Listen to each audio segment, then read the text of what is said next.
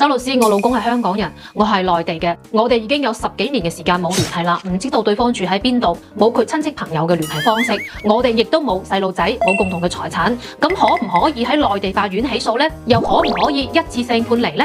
首先第一，肯定係可以喺內地起訴嘅。根據內地民事訴訟法嘅規定，只要你係內地嘅居民，即使對方係香港人，下落不明，你嘅戶籍地或者係經常所在地嘅法院係有管轄權嘅。就算當初係喺香港結婚登記嘅，亦都唔影響內地法院受理案件。第二，至於可唔可以一次性判離，就要睇下是否符合以下法定嘅條件啦。根據民法典1079條嘅規定，夫妻一方要求離婚嘅，可以由有關組織進行調解，或者係直接向人民法院提起訴訟離婚。人民法院審理離婚案件，應當進行調解。如果感情確已破裂嘅，調解無效嘅，應當准予離婚。具體嘅情形包括以下幾個方面：重婚或者係與他人同居嘅；第二，實施家庭暴力或者係虐待遺棄家庭成員嘅；第三，有賭博、吸毒等惡習屢教不改嘅；第四，因感情不和分居2年嘅，或者係其他導致夫妻感情破裂嘅情形。此外咧，一方被宣告失蹤嘅，另一方提起離婚訴訟，應當准予離婚。經過人民法院判決唔准離婚，雙方又分居滿1年啦，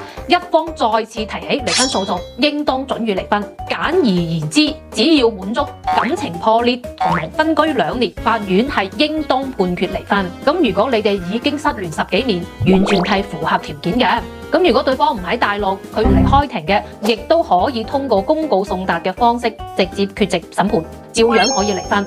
時間咧大概係半年左右啦。退一萬步嚟講，就算第一次法院唔判離婚嘅，咁等到1年之後第2次起訴，基本上就可以成功離婚啦。好多人都以為揾唔到對方人嘅就唔可以離婚，其實係大錯特錯。只要可以證明分居嘅事實，就算對方匿到天涯海角，法院照樣都可以判離。而且內地嘅判決書係可以向香港法院申請認可同埋執行嘅。